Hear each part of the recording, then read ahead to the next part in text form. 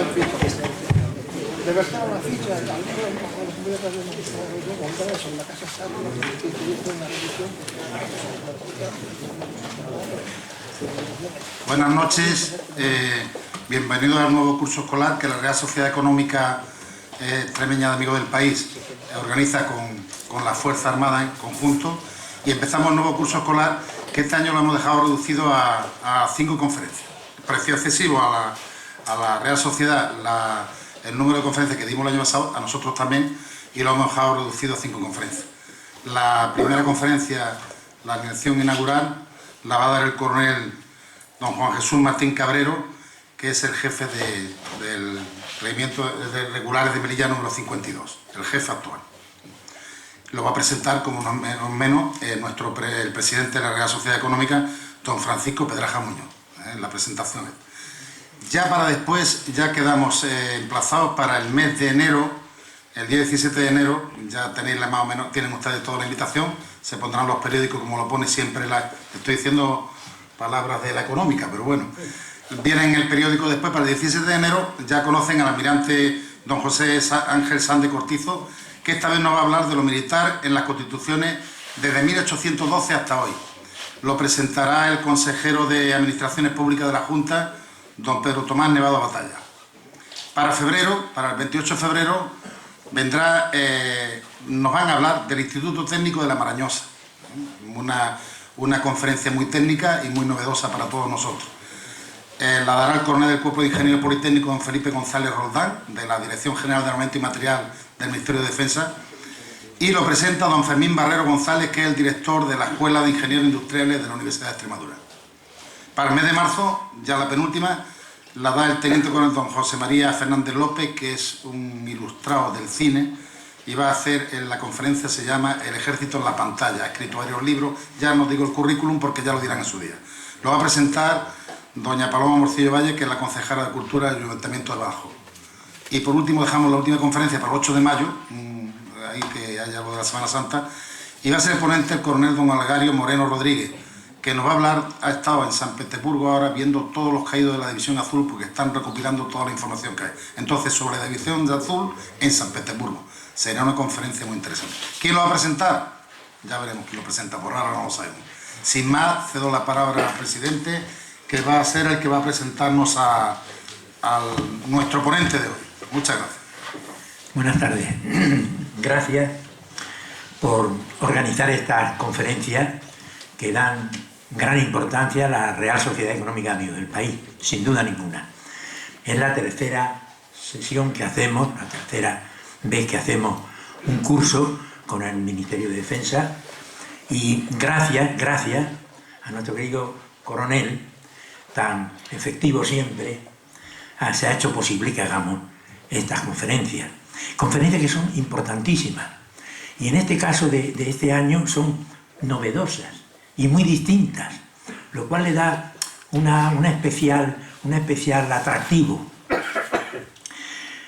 Comentaba yo hace un momento con el coronel que va a dar la conferencia, don Juan Jesús Martín Cabrero, qué diferencia había entre las mejadas y entre los regulares marroquíes.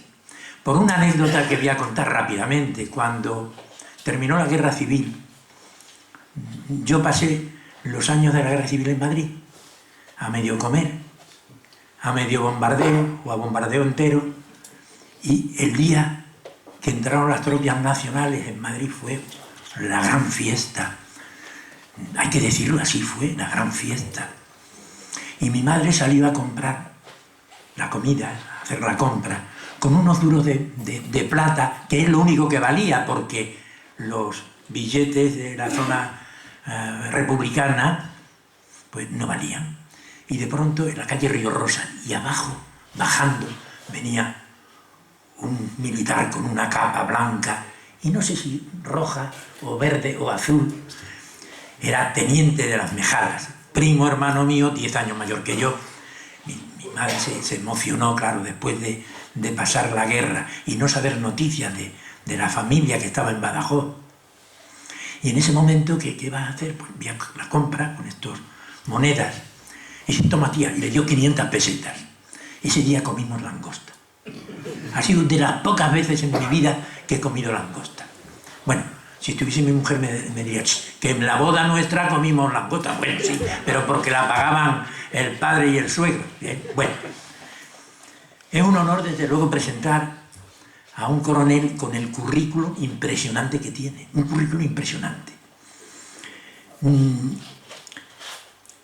No sé si era el coronel jefe de Saboya, me parece, que son de la misma promoción, me decían hace un momento, del 83.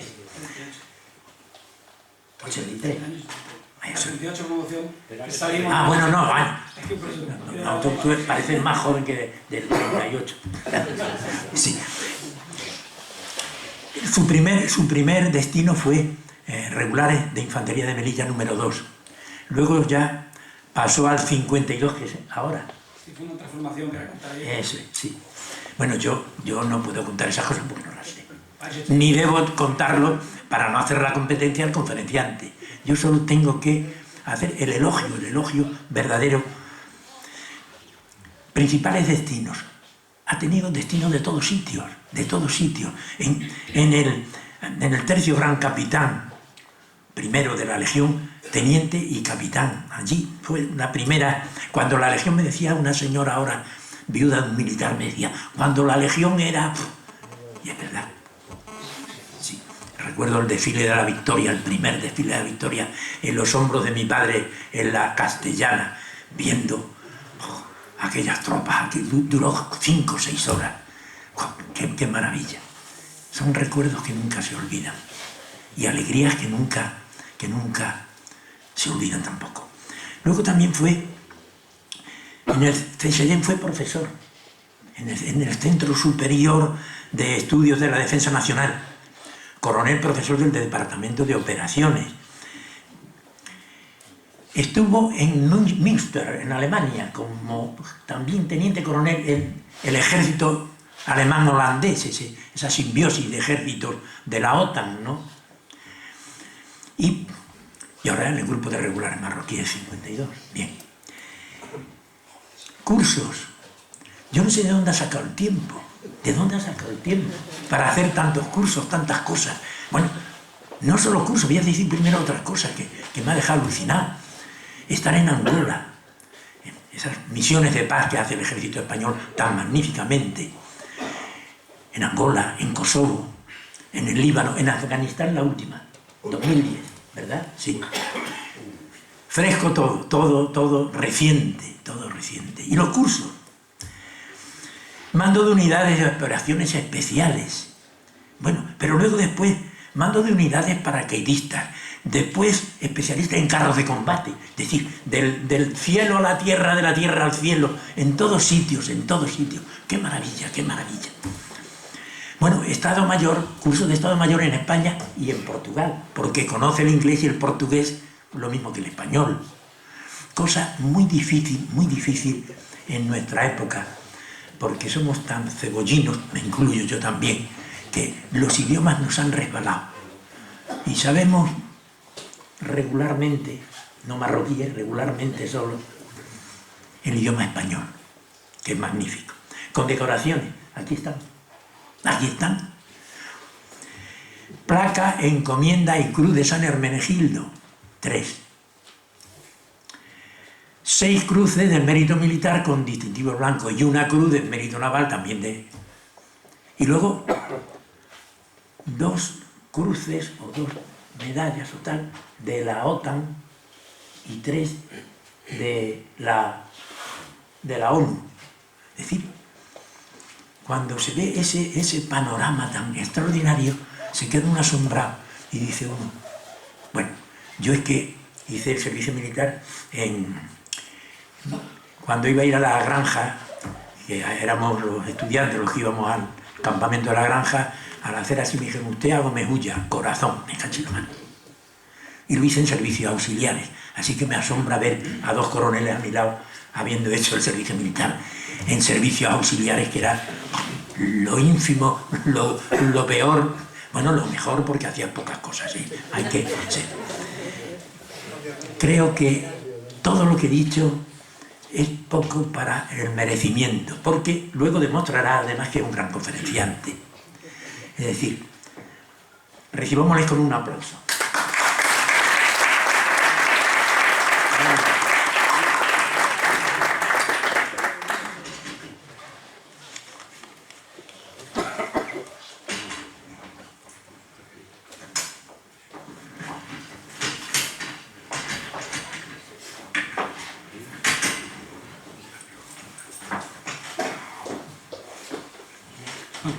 Buenas noches. Después de esta conferencia sobre mi currículum, yo no me atrevería ya a empezar, ¿no? Yo leí mi currículum cuando lo mandé y no me ha parecido el mismo que él ha leído. Pero en fin, supongo que lo ha hecho con mucha más gracia y sentimiento que me lo leí yo propiamente.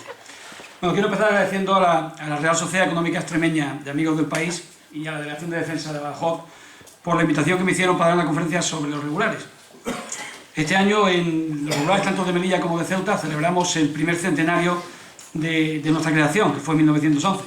Entonces se han hecho un montón de actividades culturales y militares, principalmente en Ceuta y Melilla, aunque algunas han salido a la península, pero realmente, puntualmente sobre el centenario, fuera de Ceuta y Melilla, conferencias o cualquier otra cosa cultural, creo que esta es la primera y posiblemente será la última. O sea que tengo el honor de llevarla a cabo y precisamente va a ser aquí en Badajoz. Como han podido observar por mi currículum, por esta historia que nos acaban de contar, yo soy un soldado, no soy un conferenciante. O sea, no sé, se ha atrevido a decir que soy un buen conferenciante, pero creo que es la segunda conferencia que doy en mi vida, y la primera fue de capitán, y la segunda es de coronel, aparte de las teóricas que haya podido dar en mi unidad. Entonces, ni soy historiador, ni soy un experto investigador, ni he tenido tiempo, en realidad, de considerarme un estudioso. Salvo los cursos militares, que son cursos militares que hoy en día prácticamente casi todos tenemos en esa medida, en una u otra manera.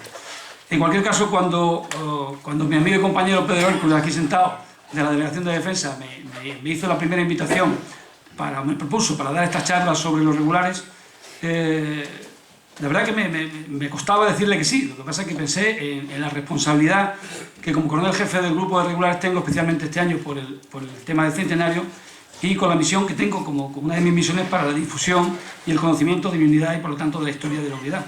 Entonces me atreví, me eché al surco, me preparé para venir a esta conferencia y poder estar hecha esta charla de lo que tengo obligación como coronel del grupo de conocer, que son los 100 años de la historia de las fuerzas regulares. Para hablar de los regulares voy a hacerlo de la siguiente manera en este índice de la conferencia, que más o menos respetaré, que son primero unos antecedentes de dónde venimos, cuál es la situación, rápida situación geoestratégica, geopolítica del norte de África, la creación en sí de las fuerzas regulares, de los distintos grupos, participación en la guerra de África y en la guerra civil, las islas y los peñones, y para ponernos al día, las operaciones en el exterior y los regulares de hoy en día. Los antecedentes de las tropas indígenas empiezan desde hace muchos años. O sea, los regulares no somos las primeras fuerzas indígenas que hay en España. Fuerzas indígenas queremos decir que son donde la tropa era tropa del lugar donde estaba en este momento la conquista, la colonización, o como queramos llamarla, de la misión de España en Marruecos. Consistía en tener tropa del lugar. Entonces, los primeros indígenas con los que España contó, los primeros moros, y cuando diga la palabra moro en esta conferencia, lo hablo desde el cariño que como coronel de regulares tengo hacia mis moros. Mis moros, siempre hemos llamado moros irregulares a los indígenas, a los oficiales moros, sin ningún tipo de desprecio, sino todo lo contrario, con todo el orgullo que ellos decían de soy oficial moro. Entonces, con ese sentido voy a decirlo aquí para que nadie se sienta, en su caso, ofendido o diga, hay que ver a este coronel, qué raro eso es lo que está diciendo. Entonces, en este sentido, la primera misión, o la primera organización de fuerzas indígenas fueron los mogataces. Los mogataces aconteció aproximadamente en el año 1509, fue cuando la conquista de Arán por parte de los españoles. Entonces, cuando se iban conquistando terreno, las poblaciones de nativos se iban juntando con las tropas españolas para su propia protección. Entonces, muchos de estos nativos se alistaban a estas fuerzas españolas.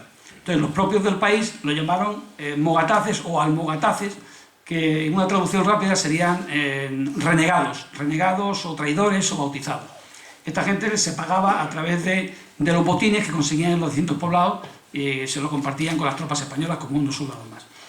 Estas unidades fueron, digamos, institucionalizadas o legalizadas en el año 1734, cuando se organiza formalmente la primera compañía de mogataces, aproximadamente unos 100 hombres, que quedaría disuelta poco después cuando España perdió los territorios de Orán en el año 1791 y volvieron con las tropas españolas hacia Ceuta, porque claro, ya si se quedaban allí posiblemente pasarían a cuchillo. Entonces volvieron a Ceuta y se instalaron en Ceuta y fueron disueltas. La segunda de las experiencias fueron los moros tiradores del Rif. En este caso, la creación fue en Melilla, en el año 1859, y la visión principal que tenían, teniendo en cuenta que Melilla era un presidio, todos los presos de Melilla, de España, iban a Melilla o a otros presidios del norte de África, su primera visión fue la captura de estos presos fugados, que salían al campo moro y se escapaban. Entonces ellos servían de guías, de intérpretes, de confidentes, y a su vez intentaban capturar a esos presos fugados. Esta sección de moros tiradores posteriormente pasaría a Ceuta, a Melilla, a Ceuta, varias veces de una zona a otra, hasta que finalmente llegó a tener entidad de compañía unos 20 años después de su creación. La tercera fuerza es muy importante, especialmente para los regulares, porque es la base sobre la que se crearon los regulares posteriormente, es la milicia voluntaria de Ceuta. Se creó en Ceuta en el año 1887. La misión era dar guardia al gobernador de la plaza y también, como siempre, en las fuerzas indígenas, hacer de guías y hacer de intérpretes. Muy pocos españoles conocían la lengua del lugar, entonces siempre necesitamos de moros, de indígenas que nos supieran traducir lo que queríamos decirle tanto a nuestros propios soldados, a los otros soldados indígenas, como al personal civil. Esta milicia voluntaria quedaría extinguida en 1915, posterior a la creación de los regulares, porque pasarían a formar parte de los regulares. Como consecuencia de la conferencia de Algeciras, donde se repartió el norte de África y las colonias del norte de África entre las grandes potencias, se decide que un año después, la conferencia fue en 1906, que en 1907 se crea la policía serifiana, la policía del Serif, la policía del Jalifa. Se crea como guardia de la interior de la ciudad de Tánger. Tánger se considera ciudad internacional, entonces esta policía se crea con tropa indígena de la zona de Tánger, pero con cuadros de mandos franceses y españoles de forma conjunta, ya que Tánger se considera de carácter internacional. No era española, no era francesa, tenía estatus de ciudad internacional y por lo tanto era una policía mixta. Basada en esta policía serifiana de Tánger, en 1908, un año más tarde, creamos la policía indígena ya propia de las tropas españolas. Sigue siendo toda la tropa indígena y los cuadros de mando, en este caso, son solamente españoles. Ya los franceses desaparecen en nuestra zona, solamente están basadas en las principales ciudades del norte de África, con el protectorado español, y también sirven para garantizar el orden. Podemos decir que las ciudades, pero realmente no era a nivel de ciudad, sino que era simplemente a nivel de cábila. Había policías, mías de policía, que son compañías de policía en diversas cábilas, que son poblados morunos, y se encargaban del orden interior en esas cábilas y de informar al mando español si había una posibilidad de levantamiento. O sea, hacían un poquito de confidentes, aparte de hacer de guías y hacer de intérpretes. Tras el desastre anual, en el año 1921, un año después se disolvió la policía indígena. Algunas no dieron un excesivo buen resultado en ese famoso desastre anual y se disolvió, como digo, en el año 1922. Por fin, en 1911, prácticamente a la misma altura en que se crearon los regulares, pero un poquito antes que ellos, aunque ya había unidades que eran fuerzas auxiliares, posiblemente las más conocidas entre ustedes, ya que teníamos la famosa película de Jarca, conocida por todo el mundo, que se hizo en su momento, hace ya bastante tiempo, 1940 aproximadamente. Las Jarcas eran unidades irregulares, quédense con esta parte, irregulares, que se consideró fuerzas auxiliares, Jarcas, Guns, que eran otro tipo de unidades, se creaban en un poblado, en una cabila, en un tiempo determinado para una misión concreta y con un espacio de tiempo muy corto. Estos eran indígenas de la tropa y normalmente los cuadros de mando podían ser europeos o incluso también podían ser musulmanes. Normalmente eran europeos, eran españoles, y la Jarca recibía el nombre del señor que la mandaba. Famosa, por ejemplo, la Jarca de Muñoz Grande o la Jarca de Varela. Llegaron a ser bastante famosas. Y la Mejala realmente no es un antecedente de las fuerzas regulares. Las Mejalas se crearon en 1913, iba a servir como base para el futuro ejército marroquí. Es decir, la Mejala se creó con la intención de ser el futuro ejército marroquí, pensando que en el futuro, que sería un poco lejano, se creara ese ejército y que fuera. Entonces, la diferencia con los regulares es que la Mejala, una de las diferencias, toda la tropa era indígena y los cuadros de mando también eran indígenas. Solamente que había oficiales europeos, como en el caso de su familiar, que eran los instructores, hoy llamaríamos mentores en el ejército actual, que servían para instruir a estos oficiales moros, estos oficiales indígenas, en el mando de esas tropas. y se creó prácticamente a la misma vez que los regulares, un poquito después. Bien. La situación en el protectorado, en los primeros años del siglo XX, había 3 grandes imperios coloniales en la zona, que eran los ingleses, Reino Unido, Alemania y Francia.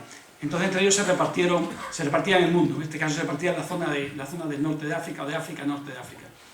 Nos llegaron a un acuerdo en el protocolo de la Conferencia Internacional de Algeciras, donde Francia abandonaba a Egipto, por lo cual el Reino Unido se quedaba con Egipto sin mayor problema, los alemanes se quedaban con más tranquilidad en el Congo y Francia se quedaba con el norte de África. Pero los ingleses no estaban muy de acuerdo con que los franceses se quedasen, estuviesen enfrente del Peñón de Gibraltar y llegasen hasta el mismo estrecho y se apoderasen de toda esa zona. España tampoco estaba muy tranquila de que los franceses se los pusieron a las puertas de Ceuta y Melilla, que eran las 2 ciudades que en ese momento eran netamente españolas, como siguen siéndolo hoy en día, desde 1497 que se conquistó Melilla y unos años antes Ceuta. Era lo que realmente era España, no protectorado, sino España como sigue siéndolo hoy.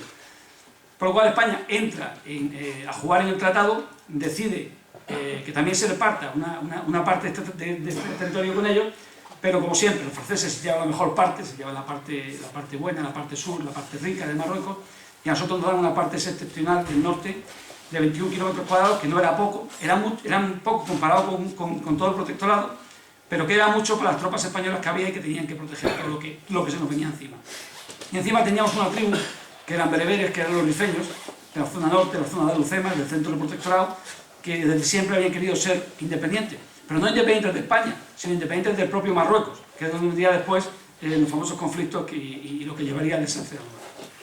He nombrado ahí, he sacado con alguna flecha, y ahí están en negro algunas de las principales ciudades o poblaciones que serían importantes posteriormente para la historia de regulares, como fueron Nador, Senanga, Anual, Alucemas, Targit, Sauen, Arache, Tetuán y Ceuta, que es donde posteriormente estarían ubicados los distintos acuartelamientos de los grupos de regulares.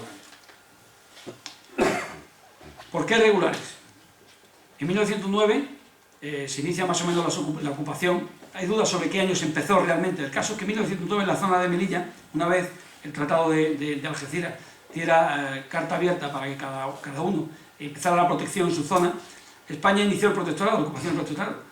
Y lo primero que hicieron pues, es buscar recursos. Los recursos fueron las famosas minas de hierro de las minas del Rif, y nos dispusimos a crear un ferrocarril que llegara hasta la zona de las minas y pudiese llegar al puerto de Melilla para traer el hierro y otros minerales a la península. Entonces los rebeldes indígenas atacaron el ferrocarril, atacaron a los obreros que estaban haciendo el ferrocarril y empezó la crisis en Melilla. Empezaron las fuerzas a salir, empezaron los primeros enfrentamientos, la guarnición de Melilla era muy reducida y el comandante general de Melilla no tuvo más remedio que pedir refuerzos. Estos refuerzos el gobierno con muy buena vista decidió que fueran los catalanes, los reservistas catalanes. Entonces de todos es conocido la famosa Semana Trágica de julio de 1909, donde se revolvieron todas estas familias de los reservistas, no querían venir a morir a África y causó aquellas matanzas que en su momento pasaron en Barcelona. Esto pasaría luego factura a los diversos gobiernos, pero fue lo que ocurrió y que al final sí que acabaron estos catalanes en la zona de Melilla. En esa época, las únicas fuerzas realmente combatientes que existían era la milicia voluntaria de Ceuta, y precisamente estaban en Ceuta. Entonces tuvieron que emplear como fuerzas inmediatas, más la guarnición que había europea, a la policía indígena. La policía indígena no se había creado para combatir, dieron unas buenas lecciones como combatientes, pero realmente no era esa la idea. Entonces se pensó que había que crear unas fuerzas que fuesen regulares, con carácter regular, y de ahí la palabra regular, en contraposición a estas fuerzas irregulares que sí que había, porque estaba la policía, pero estaban las jarcas, sí que había jarcas en la zona de Melilla, sí que había boom. Estas sí que intervinieron en estos combates, pero se creaban, desaparecían, no eran un ejército, digamos, el que se pudiera confiar demasiado porque no estaba regularmente en armas. Entonces se decidió crear a las fuerzas regulares. Esa es la explicación de por qué nosotros nos llamamos regulares. No es ni por buenos ni por malos, es porque somos en contraposición de estas fuerzas irregulares. De ahí el nombre. Entonces, con esta idea, por Real Orden Circular del rey Alfonso XIII, del 30 de junio de 1911, fecha en la que celebramos el centenario, y dependiendo de la Capitanía General de Melilla, se crea, basado en el reglamento de la milicia voluntaria de Ceuta, por eso he dicho la importancia de esta unidad para nosotros, una nueva unidad que estaría compuesta por un batallón de infantería de 4 compañías y un escuadrón de caballería. Es decir, desde el primer momento, la idea de los regulares fue una unidad mixta de infantería y caballería. Y hoy en día todavía mantenemos en nuestros emblemas heráldicos las lanzas y los fusiles de la infantería y de la caballería. Los oficiales eran del ejército, la tropa era sola indígena, y se autorizó a que se enrolasen oficiales moros de segunda, lo que hoy sería alféreces. Para el mando de esta fuerza se designó al teniente coronel de caballería, curiosamente, don Damaso Berenguer y Fusté, que tendría una gran trascendencia tanto en irregulares, porque sería la idiosincrasia de regulares, como en la nación, porque llegaría a ser presidente del Consejo de Ministros. Damaso Berenguer nació en Cuba en el año 1873, de familia de padre militar, madre cubana. Era el mayor de 5 hermanos, los 5 fueron militares. Tuvo varios ascensos por mérito de guerra, a capitán y a coronel y a general de brigada, estando en regulares, por ahí lo he puesto en distinto color. Tuvo diversos destinos, como todos los militares de esa época, en Cuba, en España y en Marruecos. Estuvo al mando de los regulares entre 1911, que se crearon, y 1916, se iría de general de brigada. Al ascender a general de división, llegó a ser ministro de la guerra y empezó con su etapa política. Un año después fue alto comisario de España en Marruecos. Durante su mandato como alto comisario acontecieron los famosos desastres de Anual, lo que le llevó a que en el año 1922, tras el famoso expediente Picasso, que se realizó por los acontecimientos del desastre, cuáles eran las consecuencias y quiénes eran los culpables, se determinó que, entre otros, el alto comisario no había tomado medidas oportunas para que no ocurriese el desastre y lo consideraron culpable, por lo cual pasó 2 años siendo general de división en prisión. Como consecuencia del golpe de Estado de Primo de Rivera, se le repuso en el cargo, fue ascendido a teniente general e inmediatamente se le dio el cargo de capitán general de Galicia. Estuvo poco tiempo allí porque el rey, del cual era amigo personal, le nombró jefe de su casa, jefe de la casa de su majestad el rey. Y a su vez, unos años antes le había dado el título de conde de Sauen, que todavía sus sucesores mantienen, por la toma de la ciudad santa de Sauen, que era santa para los marroquíes, siendo él alto comisario de España en Marruecos. Es decir, que aparte de ponerlo en su cargo, le reconocía que, habiendo sido alto comisario, habría podido tener sus errores, pero también había tenido sus aciertos. Bien, es verdad que el rey y Damaso Berenguer fueron muy amigos, fueron amigos personales. Finalmente fue presidente del Consejo de Ministros, con muy poquito tiempo, hasta la llegada de la República, que acabó en el año 31 siendo nuevamente ministro de Defensa. Murió en Madrid en el año 1953. Realmente Berenguer fue el verdadero alma del soldado regular, y a él se le rinde a un tributo y se le tiene devoción a las unidades regulares. Por eso que haya tenido que dedicar estos 5 minutos a Berenguer, porque consideramos que es la razón del por qué hoy los regulares somos lo que somos, gracias al teniente coronel de caballería Damaso Berenguer. Él dio unas directrices, tenía muy claro Berenguer, cuando inició esta nueva aventura de creación de estas fuerzas, que tenía que dar algo particular, algo distinto a lo que ya existía. Entonces fomentó entre sus propios oficiales, los que él eligió uno a uno, fue cogiendo: quiero que venga este comandante, quiero que venga este capitán, quiero que venga este teniente, y se respetó, y así empezó la libre designación posiblemente. Como digo, él mismo los eligió y dijo que para mandar bien al soldado regular, al soldado indígena, había que aprovechar estas cualidades innatas que tenía el soldado, tanto como combatiente, como conocedor de la zona donde se iba a combatir, que era su zona de nacimiento, su propia zona. Y por ello tenían que convivir con el indígena, tenían que comer con él, tenían que pasar el día con él, había que conocerlo a fondo, había que conocer sus costumbres, había que respetar su religión, como así se hizo y se sigue haciendo hasta hoy en día en regulares. Había que mantener ese vestuario propio que tenía el soldado regular, ese zurrón. Por ejemplo, al soldado regular no se le podía poner una mochila como tenía el soldado europeo. Para el soldado indígena, una mochila era cargarlo como un burro, o sea, era una indignidad ponerle una mochila. Entonces los campesinos rifeños llevaban un zurrón, que lo habrán podido ver en los desfiles de regulares, después les ponen una fotografía, se llama escara, y esa es la mochila que llevaban, donde llevaban su comida, donde llevaban su munición, donde llevaban sus cosas. Había que conocer su idioma. Berenguer también se preocupó de elegir oficiales que sabían hablar el árabe, o el sherja, o el tamazic, que son los distintos idiomas parecidos que se hablan en la zona. Y fundamentalmente, y no hacía falta decirlo en un foro en el que se sientan muchos militares, el constante ejemplo que le exigió a sus oficiales para que pudieran instruir a su tropa. Y como pilares fundamentales dijo que la disciplina tenía que ser extrema, y así la aplicaba, pero no solamente a la tropa, sino también a los cuadros de mando. Si alguno se demandaba, había una inflexión a la hora de la pena, si fuese oficial o fuese indígena. La instrucción tenía que ser muy intensa y, sobre todo, y estaba la clave, el trato tenía que ser muy cercano. El oficial de regulares tenía que conocer al indígena y tenía que conocer la familia del indígena. La mayoría de los indígenas eran casados, vivían en los poblados estaban detrás de la valla del cuartel.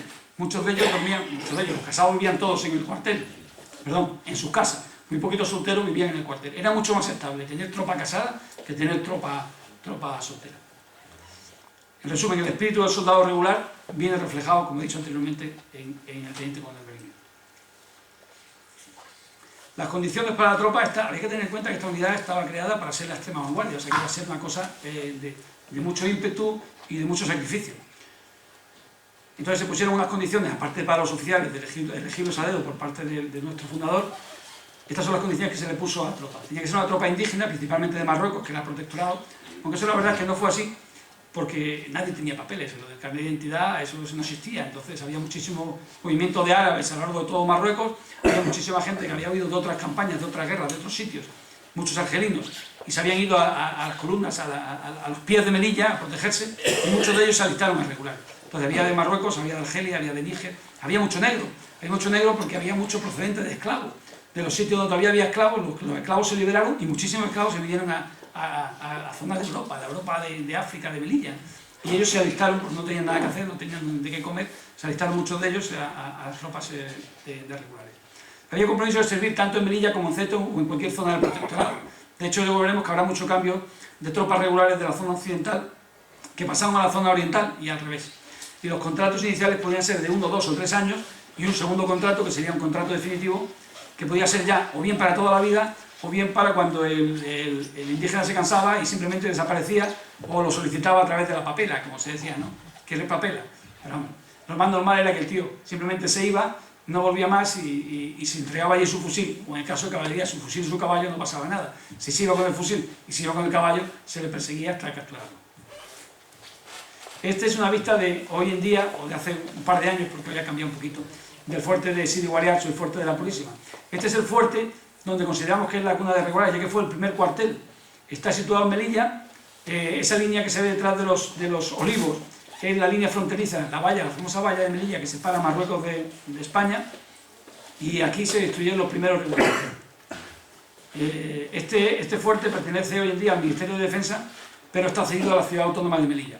Precisamente dentro de 15 días tenemos un acto conmemorativo del centenario de los regulares, pondremos una placa en este fuerte y será una comisión de regulares de Ceuta y regulares de Melilla, para dar el honor que se merece en la historia del fuerte, que hoy día nosotros ya no custodiamos, pero que consideramos que es la cuna de nuestra unidad. Es una fotografía de los primeros regulares en instrucción junto a este fuerte de la Purísima, que se puede ver ahí a la izquierda. La uniformidad no era garbanzo, como era hoy en día. La uniformidad a ser los oficiales de África en esta época, hablando del periodo de siglo. Uniforme de rayadillo famoso, pues llevaban ese uniforme de rayadillo. Y a los indígenas se les dio unos zaragüeyes, que es el típico calzón moruno, y una camisa blanca, la faja que se ve muy pequeñita y luego sería un poquito más ancha, una faja azul, y para invierno también tenían una chilaba blanca. Llevan en la cabeza el tarbus, es la prenda de cabeza que siempre distingue a los regulares, que siempre ha sido roja. Estos son los primeros regulares de caballería, porque en esa época tenía mucho más importancia, o le daban más valor los indígenas ser de caballería que de infantería, porque de infantería le daban la fusila, pero de caballería le daban la fusila y el caballo. Entonces para ellos eso era el no va más, es decir, que lo que Alá les daba a los buenos musulmanes en el cielo, se lo daba a los españoles en la tierra, a los de caballería, porque les daban un fusil y les daban un caballo. Entonces, claro, perdón por la expresión, pero el vacilar por su pueblo con un caballo y un fusil era el no va más para un indígena en esa época. Este es el emblema de regulares, como siempre, cualquier unidad indígena española tenía la media luna, señal de que era una unidad indígena propia de la zona de Marruecos, y los fusiles y las lanzas, como explicaba, de infantería y caballería. Inicialmente fue la corona real, porque fue la época de Alfonso XIII cuando se crearon estas fuerzas. Posteriormente pasó a tener una corona mural de la República. Con la época de Franco se suprimió todo tipo de coronas y nuevamente tenemos la corona original del emblema original de regulares. Los oficiales moros es una parte fundamental de la que no se puede hablar de regulares sin hablar de los oficiales moros. Fueron una parte importantísima en nuestra historia. Había muchos oficiales moros, bueno, había proporción adecuada, pues quizás por compañía podía haber 1 o 2 oficiales moros, dependiendo de la época, pero fue importante porque fueron un nexo de unión entre la tropa y los cuadros de mando. Lógicamente ellos hablaban perfectamente su idioma no tan bien el español en muchos casos, pero lo suficiente para entenderlo. ¿Quién podía ser oficial moro? Pues personal indígena que llevara 8 años de servicio. Hay que tener en cuenta que todo esto, tanto los indígenas como los oficiales, no eran españoles, eran marroquíes, al servicio de España, pero no eran españoles. Tenían que tener 8 años de servicio en cualquier unidad del ejército, que tenía que ser unidad indígena, porque en otros sitios no podía ser, pero podía ser policía, podía ser regulares, podía ser una jarca. 3 años en el empleo de sargento, conducta intachable, amor a España y un examen de nivel. Sobre el examen de nivel no me atrevería a decir de qué nivel, pero sé que pasaba un examen. El Salón Moruno es otra tradición unida al oficial moro. Como cualquier bar de costumbres europeas, y en el ejército por supuesto también ocurría, aunque ahora hemos vuelto a no tenerlo, se vendía alcohol, se tomaba una copa, se tomaba una cerveza. Entonces los oficiales moros, que seguían su religión musulmana, no aceptaban, lógicamente, ni querían beber, ni querían que bebiera nadie a su lado. Entonces se empezaron a crear unas pequeñas salas, salones, que luego se fueron ampliando conforme amplió la plantilla de moros. Y a la izquierda tenemos una fotografía arriba de un antiguo salón moruno, de un antiguo apartamento ya no existente, de antiguo de regulares 2, y abajo es el actual que hay en mi acuartelamiento. Prácticamente tiene las mismas condiciones, y los oficiales moros iban ahí a tomar té o a tomar su refresco. Inicialmente estaba solamente, digamos, para oficiales moros, era pequeñito, pero en fin, eso cayó bien en el grupo, en los regulares. Inmediatamente los oficiales europeos también se iban a tomar el té allí. Hoy en día cualquier visita que venga a vernos al grupo de regulares, normalmente acabamos enseñándole la sala histórica que está junto al Salón Moruno y acabamos tomando una... ¿Ese es nuevo ahora? Ese es nuevo, falta un poquito. Esta foto es de hace un par de años, hay una pequeña remodelación. No, ese no es antiguo. Muchos de los adornos que tiene dentro, de las piezas del té, de los adornos sí son, pero todo el amasquinado, todo el adorno es nuevo porque no deja ser escayola pintada, o sea, es fantasía moruna. O sea, bien. Las primeras bajas que sufrieron los regulares, teniendo en cuenta que se creó en junio, las primeras compañías y el primer escuadrón estaban alistados en octubre, y el 1 de octubre, el 16 de octubre se empezaron a dar las primeras misiones que fueran simples, sencillas, de escolta a los convoyes, primeros convoyes, misiones sencillas, y sufrieron las primeras bajas en una emboscada. No llegó a ser un enfrentamiento, simplemente fueron un paqueo, unos tiros de los moros enemigos, y resultaron heridos un cabo y 3 soldados del grupo de regulares. 16 de octubre son nuestras primeras bajas. Pero realmente la primera acción de combate, el bautismo de fuego de los regulares, fue de la caballería regular. Fue el 19 de febrero de 1912. Fue una acción de combate en la que fue a castigarse a una jarca, porque las jarcas había jarcas amigas y jarcas enemigas. O sea, las jarcas enemigas eran lo mismo que las nuestras, era un cabecilla moro y lo que se dedicaba es a hostigar a las fuerzas españolas. Por eso siempre le he dicho jarcas amigas. Por eso se decía amigas. También alguien me ha preguntado una vez, ¿por qué se llama jarcas amigas? Digo, porque estaban las jarcas que no eran tan amigas. Entonces, para castigar a esta jarca rebelde, cuyo cabecilla era el Micián era un cabecilla que a primeros del siglo, antes que Abdelkrim, que es el que se conoce, fue el que quiso poner un poquito de movimiento en la zona de Melilla, que dio lugar a las campañas del río Quer, en el año 1911-1912, levantaba las cávilas locales para intentar echar a los europeos que veníamos a la nueva cruzada en territorio marroquí. Entonces, en esta operación de castigo, como digo, las jarcas del Micián, intervino la unidad de caballería de regulares en el bautismo de fuego.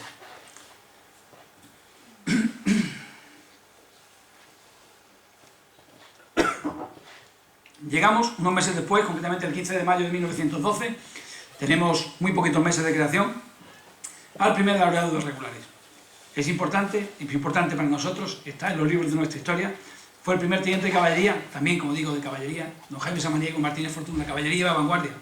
Yo soy de infantería, pero esta caballería, hay que reconocerlo, era la que se llevaba la peor parte inicialmente en toda esta época de África. Son los que iban a caballo, los que iban a la vanguardia, la avanzadilla, aunque luego ya venía detrás la infantería con el equipamiento y ocupaban los bloqueados, y al final son los que recibían el fuego a pie de saco terrero. Pero era la caballería la que abría la brecha. Entonces, en una acción, precisamente en contra de las fuerzas del Micián, yendo en vanguardia de la columna del coronel Berenguer, el teniente Samaniego, que iba en vanguardia, recibió un disparo. A pesar de recibir el disparo y estar herido, continuó la marcha hasta que finalmente, cerca del enemigo, recibió un tiro en el pecho que lo mató. Poco después, al recoger su cadáver del suelo, en el que estaba también su caballo, porque solía morir el caballo con el jinete, porque estaban enfrente de una sección de tiradores, pues era normal, ¿no? A pocos metros de distancia de donde estaba el teniente Samaniego, también se encontró muerto al cabecilla moruno, al Micián, porque un encontronazo con la sección del teniente Samaniego, precisamente un sargento indígena y un cabo encontraron al Micián y le dieron muerte. Por lo cual, por esa acción en la que el teniente Samaniego, al frente de esa vanguardia, se capturó, se mató al Micián, y con ello se pacificó prácticamente la zona de Melilla. Estamos en el año 1912, que es cuando acaba la campaña del Quer, del río Quer, y la pacificación momentánea de la zona de Melilla. Con ello, el teniente Samaniego se convierte el día siguiente en capitán de caballería, es ascendido sobre el mismo terreno, y recibiría posteriormente la Cruz Laureada de San Fernando.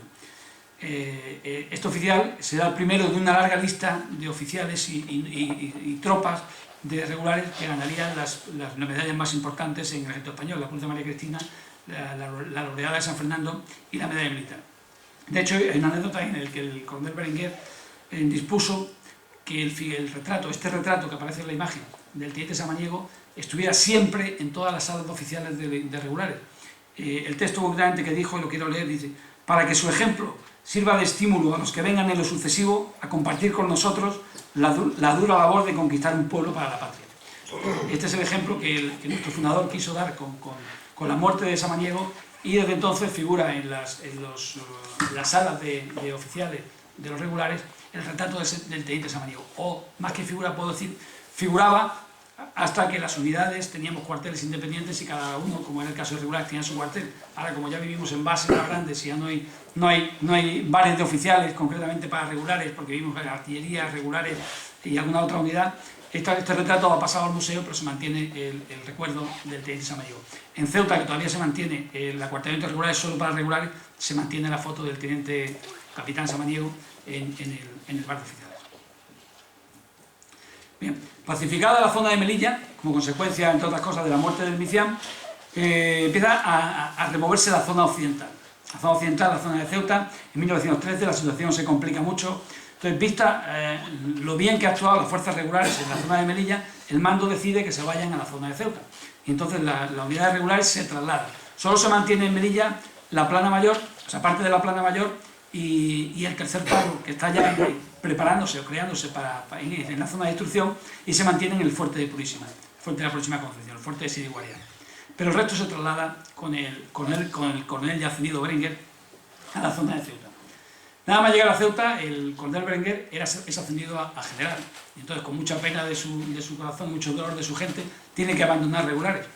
Pero no sé cómo se lo montó el coronel Berenguer, pero en pocos meses estaba mandando una brigada que se llamó la Brigada Provisional.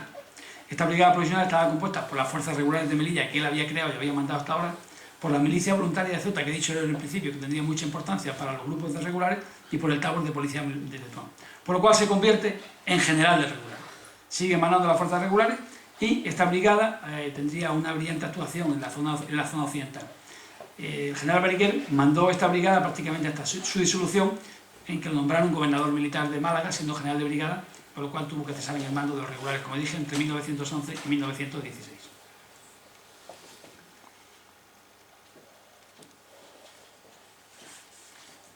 Con las campañas de la Llevada, que es la zona occidental, la zona de Ceuta, se vio la relevancia de las tropas indígenas, la importancia que se le dio al combate por parte de las fuerzas regulares, lo bien que hicieron el papel, tanto los regulares como la milicia voluntaria, como las policías, como las fuerzas auxiliares, todas las tropas indígenas de la Media Luna. Por lo cual, se vio una necesidad de reorganización y aglutinación de las fuerzas. El mando vio que había que hacer algo para normalizar esa fuerza. Entonces, lo que hace es, el día 31 de julio de 1914, por otro Real Decreto, establece o reorganiza todas las fuerzas indígenas. No solamente las fuerzas regulares, que son las que yo me voy a ceñir, que es de lo que se trata la conferencia, pero también normaliza a las fuerzas de policía, a las fuerzas auxiliares, amigas, a las jarcas y a las mejadas. Da las directrices, da las órdenes para que se creen estas unidades de forma seria, de forma organizada, como si se trataba de un ejército serio. Entonces, en el caso de los regulares se crean los primeros 4 grupos de regulares. Hasta ahora teníamos fuerzas indígenas, que era un grupo, un batallón, un escuadrón de caballería, y se crean 4 grupos. Se llamaban grupos porque eran grupos de compañías. Entonces, tradicionalmente en regulares los grupos equivalen a regimientos. O sea, cuando hablamos de grupos de regulares, yo ahora mismo, mi unidad se llama Grupo de Regulares de Melilla número 52. Realmente es un regimiento, pero los nombres con los que me gusta es que nos llamen, porque realmente es como nos llamamos el grupo. Entonces, cuando hable de grupos, que sepan que estoy hablando unidad, entidad, regimiento. Entonces estos grupos estaban constituidos por 2 tabors de infantería, es decir, batallón, la palabra tabor significa batallón, a 4 compañías y un tabor de caballería a 3 escuadrones. Y se determinó que el 50% de los suboficiales y el 20% de la tropa fuesen europeos. Europeos es como se llamaban en esa época a los españoles que venían de la península, o que bien estaban en Melilla, a los españoles se llamaba europeos, y a nosotros se llamaba indígenas, para hacer ese vocabulario. Entonces, como consecuencia del Real Decreto, se crean los primeros grupos de regulares. En 1914, Grupo de Regulares de Indígenas de Melilla número 1, está en base a las fuerzas regulares ya creadas. Estas fuerzas que se han creado en 1911 son las que constituyen, o parte de ellas son las que constituyen el Grupo de Regulares Indígenas de Melilla número 1. Pero como recuerdo que este grupo de Melilla se ha trasladado a la zona de Ceuta, concretamente están en Tetuán, unos años más tarde se decide, para distinguirlo de este segundo que vamos a crear ahora, que se llame Tetuán. Con lo cual, sí, el Melilla número 1 se ha transformado en Tetuán número 1. El Grupo de Fuerzas Regulares Indígenas de Melilla número 2 se crea en Melilla, se crea sobre la base del tercer tabor del Melilla número 1 y también sobre el tabor de policía de Lucemas. Como digo, la base la tiene en Melilla. El grupo de Ceuta número 3 se crea en Ceuta y su base es la milicia voluntaria de Ceuta, que es donde hemos basado nuestra organización, y el tabor sedifiano de Tetuán, a la vez de alguna otra policía local también de la zona de Tetuán. Y el grupo de Arache se crea en Arache, aunque inmediatamente se trasladaría a la zona de Alcazarquivir, y se crea con personal de la policía indígena de diversas ciudades, de Arache, de Alcazarquivir y de Arcila. Finalmente, unos años más tarde, lo tengo que mencionar aquí en esta misma diapositiva, porque es lo que constituye el quinto grupo de los que llamamos históricos. Llegaré a ver 10 de infantería y 2 de caballería, pero estos son los 5 históricos. En 1922 se crea el Grupo de Fuerzas Regulares de Aducemas número 5, que siendo la unidad más joven de los grupos históricos, sería con el tiempo la unidad más condecorada del ejército español, con diferencia respecto a las siguientes. Durante todo este tiempo, van a pasar una serie de fotografías que son los bloqueados. Para que lo vayan viendo, estarán unos segundos, si irán pasando, os vayan fijando. La forma de combatir en África. En África, en el norte de África, iban las vanguardias de caballería explorando las vaguadas, explorando las zonas de los aduares, las poblaciones morunas que se querían conquistar, y detrás iba la infantería y iba montando los pequeños bloqueados. Los bloqueados no dejaban de ser posiciones defensivas, ahí se ven perfectamente, ahí son 3 tiendas cónicas, ahí podía haber a lo mejor una sección de indígenas, y se establecían en esas posiciones a lo mejor durante semanas, durante meses. Íbamos sembrando posiciones a lo largo del camino, y el principal problema, ¿cuál era? El principal problema era el agua. El caballo de batalla en julio de 1921 era el agua, no había agua. Había que bajar a los arroyos a buscar el agua. Entonces cuando se bajaba era cuando aprovechaban las jarcas no amigas para hacer las emboscadas y liquidar a este personal, o bien los cercaban, no les permitían bajar, y al final por agotamiento acababan prácticamente muriendo de sed. Esta fotografía es una fotografía real de un bloqueo una vez había sido atacado, luego se volvió a conquistar.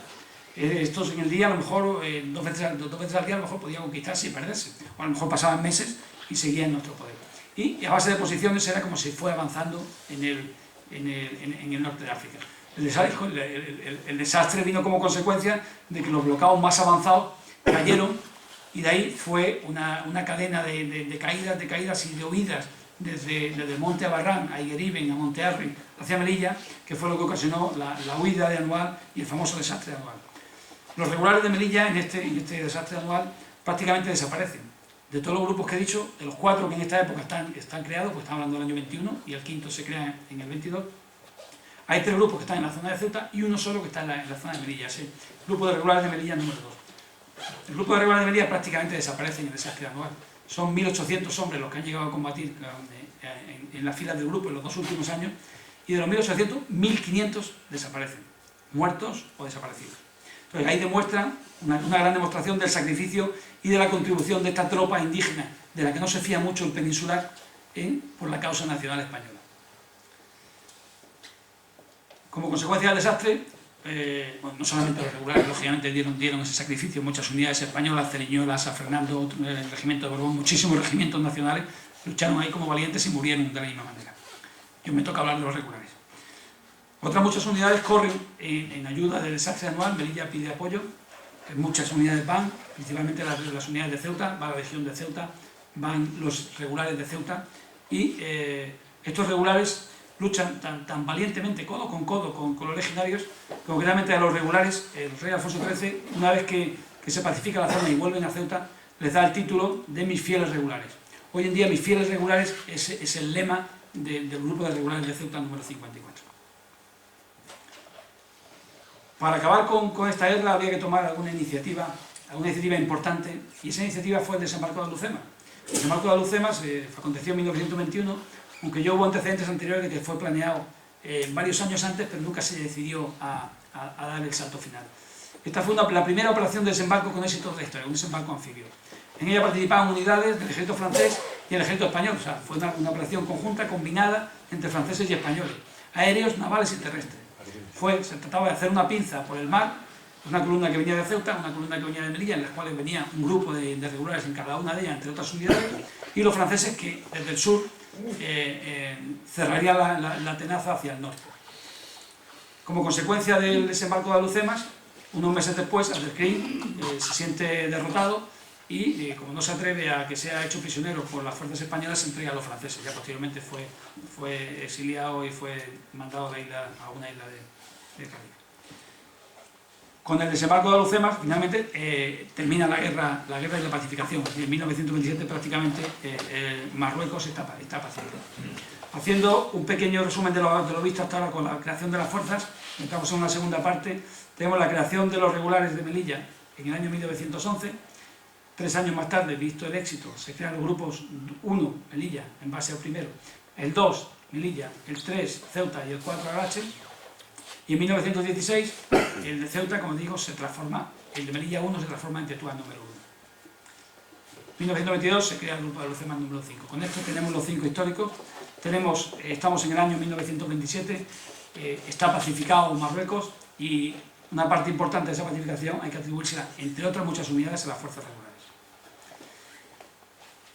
Los regulares habían tenido muchos éxitos, habían tenido muchos méritos, pero no tenían bandera. Es decir, las unidades que recibían una condecoración, una medalla militar colectiva, una cularidad colectiva, en forma de corbata, un pequeño trozo de tela que se colocaba en la corbata, que se colocaba en la bandera. Regulares las tenían, pero no tenían dónde ponerla, no tenía con dónde jurar bandera, porque las tropas indígenas no tenían derecho a bandera, porque no eran tropas españolas, eran tropas indígenas, aunque tenían oficiales españolas. Entonces los regulares se ganaron su derecho a la bandera en combate. Es decir, las reales órdenes que le concedían las medallas a los regulares fueron siempre decían por su valor y su heroísmo en combate. Luego, los regulares se han ganado siempre sus condecoraciones, por supuesto, por su bandera como consecuencia de eso. La primera, en 1921, el grupo de Ceuta, precisamente el grupo que está en Ceuta y viene a Melilla a echar una mano a Melilla, es el primero que, como consecuencia del desastre anual o de los sucesos posteriores al desastre anual y su comportamiento que le lleva el título de mis fieles regulares, se gana la bandera, se gana su primera bandera. Es en el año 21, pero sin embargo hasta el año 23 no se le entrega. Y eso va a pasar en todos los grupos. Pero no es por nada, no es por cuestiones burocráticas ni administrativas, sino es porque simplemente están combatiendo. Y al estar combatiendo no pueden trasladarse a recibir la medalla, La importancia de la entrega de esta bandera se puede ver por quién entrega la bandera. Se le entrega al duque del Infantado en Madrid, se la entrega al rey Alfonso XIII en Málaga, se la entrega a la reina Victoria Eugenia en Sevilla. O sea que ahí se ve la importancia, y los 5 grupos históricos en el año 29, es decir, en el año 25 ya se han ganado sus banderas. Desde este momento los grupos de regulares tenemos derecho, aun siendo tropas no españolas en su mayoría, a tener una propia bandera. Esta es la situación en la que quedan ahora mismo las 5 unidades grupos de regulares. La primera, el grupo 2 y 5, empezamos por la zona oriental, están en Nador y Seganga. Nador está a escasos 11 kilómetros de Melilla y Seganga prácticamente es la misma población que Nador, separados 1 o 2 kilómetros. Y en la zona de Ceuta, el grupo 1 está en Tetuán, el grupo 3 está en Ceuta y el grupo 4 está en Alcázar. Esto es una curiosidad que me he permitido poner, porque es una cosa que se desconoce. De hecho, mucha gente en regulares, cuando preparé la conferencia, hablaba yo de la unidad indígena de montaña y decían, ¿y eso qué es? ¿No? O sea, nadie sabe lo que es los regulares. Sin embargo, si se puede ver en esa fotografía, son unidades de regulares, son unidades de montaña, no hay duda, llevan esquí, llevan el equipamiento de unidades de montaña. Son verdaderos precursores de las unidades de montaña. Entonces, estas unidades indígenas fueron creadas en Melilla en el año 1927.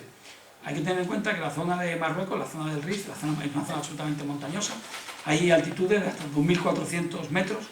Entonces muchas veces había que pasar de unas zonas a otras y aunque no se haga mejor combatiendo, que también, ¿no? Ellos no tuvieron la ocasión de combatir porque en el año 31 se disolvieron siendo ya compañía de indígenas. Estuvieron integradas en el grupo de regulares de Melilla número 2. Pero curiosamente, el teniente que las mandó, el primer teniente que las mandó fue del grupo de regulares número 5. Sino que tenía cierta experiencia, lo pusieron a mandar y lo agregaron a regulares 2, que es donde estaba esta unidad realmente agregada. Se llamaba Unidad Indígena de la Montaña, realmente no se llama Unidad de Regulares, pero estaba integrada en el grupo de regulares, por lo cual la consideramos como nuestra.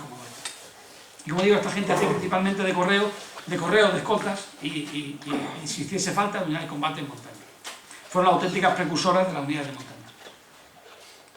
Bien, hemos visto las unidades de regulares en el norte de África. Vamos a dar el salto, vamos a ver cuándo empiezan a pisar la península, cuándo nos llaman a la península, cuándo venimos por primera vez. La primera fue importantísima, la primera en el año 1912, con motivo del centenario de la Constitución de Cádiz. Hay unos actos en la ciudad de Cádiz y se decide que las fuerzas regulares vayan. Entonces no pasaría además de ir una unidad más a rendir unos honores, sino es porque nosotros consideramos que a menos de un año de nuestra creación se considera como el reconocimiento oficial del Estado español hacia las fuerzas regulares, a unas fuerzas de moros que están allí haciendo de carne de cañón en África y muriendo para que no vayan los soldados catalanes a morir. Entonces este es el primer reconocimiento que como fuerzas indígenas nosotros recibimos y lo consideramos como importantísimo en la historia de las regulares. El pasar a Cádiz a un acto de un centenario es una tontería, pero lo consideramos trascendental en nuestra historia. Un año después el rey quiere conocer a sus regulares. Entonces decide que en una jura de bandera que hay en Madrid, en Carabanchel, pues vaya una unidad de regular. Entonces se hace una guardia en el Palacio Real de Madrid y se desfila por primera vez por las calles de Madrid. Es el primer desfile de los regulares por la Castellana. Y el último, si lo han podido ver, el grupo de regulares de Melilla hace unas semanas estuvo desfilando también por las mismas calles. En 1922, 23 y 26 son las entregas de bandera que mencioné anteriormente, Sevilla, Madrid y Madrid. Las siguientes visitas son menos agradables, la verdad. Hay que hablar de ellas, pero son bastante menos agradables. En primer lugar, y también bastante desconocida, es que en 1932, cuando el fallido golpe de Estado del general Sanjurjo, el grupo de regulares de Ceuta, el número 3, es trasladada en barco a Cádiz, pero se mantiene allí a la espera que con la gente falla el golpe de Estado, pues se repliegan a la ciudad de Ceuta nuevamente a las pocas semanas sin necesidad de que intervengan. Porque realmente estuvieron poco tiempo, pero sí que saltaron con esa intención. En 1934 la cosa ya se complica un poquito más, los sucesos revolucionarios de Asturias, que a ciertos niveles sería poca cosa, pero claro, como decimos siempre en el ejército, los que están combatiendo en vanguardia, para ellos es todo. O sea, serían pequeñas escaramuzas para el ejército en su conjunto, pero fue una auténtica guerra para los grupos de regulares de Tetuán y de Ceuta, donde tuvieron muchos muertos, entre ellos el primer jefe del grupo de regulares de Tetuán. Por último, en 1936, donde la guerra civil, como es lógico y todo el mundo sabe, todos los grupos y todas las fuerzas del norte de África pasaron a la península, entonces ahí intervinieron los tablones de los grupos 1, 2, 3, 4 y 5. Bien, en la guerra civil, la participación de los regulares fue, en el inicio de la guerra, 15 tabores de infantería y 9 escuadrones de caballería. Prácticamente lo que había creado en los grupos fue lo que fue a la península. Como particularidad hay que decir que el combate en esta época de la historia era a través de columnas, y las columnas llevaban batallones, es decir, tabores, al cambio de regulares tabores. Por lo cual los regimientos, los grupos no intervinieron. Es decir, los coroneles se quedaron en Ceuta, Melilla, Nador, Senanga, donde estuviesen, y los que se encargaron de mantener allí su plana mayor y de reactivar la recluta. Es decir, ¿por qué la recluta? Porque se mandaron lo que había, pero en 1939, 3 años más tarde, que saben que duró la guerra civil, había 51 tabores de infantería combatiendo en la península. Es decir, que la labor de captación de indígenas, la labor de instrucción y la labor de organización y envío de las tropas, pues es enorme. Hoy llamaríamos la preparación de la tropa para la misión. Y como digo, se combatía por unidades de tipo batallón, por lo cual estas unidades de grupo de coronel se quedaban preparando a las que mandaban posteriormente. Al principio la gente, los tabores fueron bastante bien instruidos, pero conforme pasó el tiempo y la guerra iba avanzando y la necesidad de mandar más tropas, pues ya la instrucción de los últimos quizás dejaron un poquito de desear, llegaban un poquito verdes a la contienda.